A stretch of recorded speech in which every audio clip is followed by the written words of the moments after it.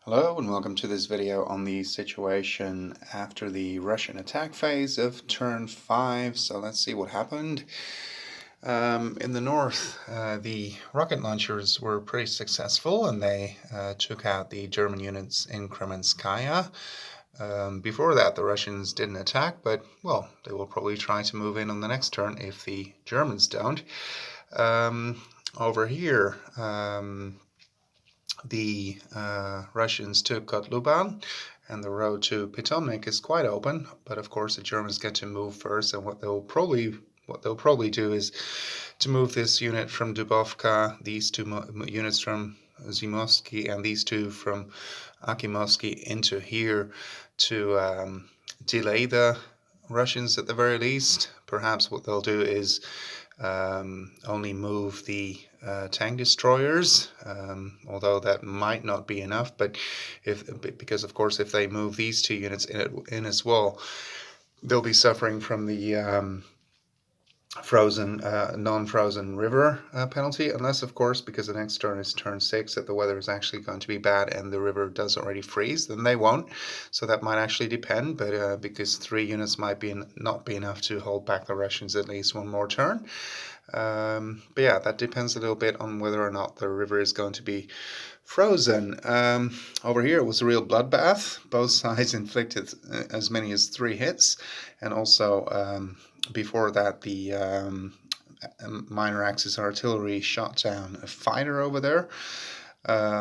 So yeah, real bloodbath. The Russians lost 2 infantry, I believe, and 1 mechanized infantry, and all the Axis have left is the artillery. Over here things went better for the Russians. They didn't suffer any casualties and took out the 1 Axis minor. Over here, the supply drop, one of them succeeded, the other one was actually shot down by the artillery. I actually tried to do a supply landing, but of course that's not possible because there's no airfield here, so I turned that into 2 supply drops, and again one of them was shot down, the other one wasn't, and I placed the supplies back here at the airfield, where it started basically at the start of Uranus, although of course it was already being transported.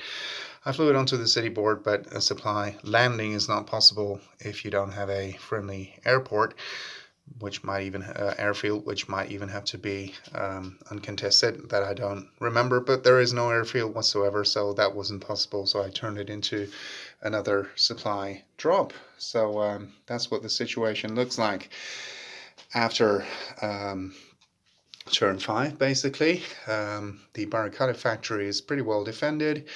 It's up to the maximum stacking limit of 8.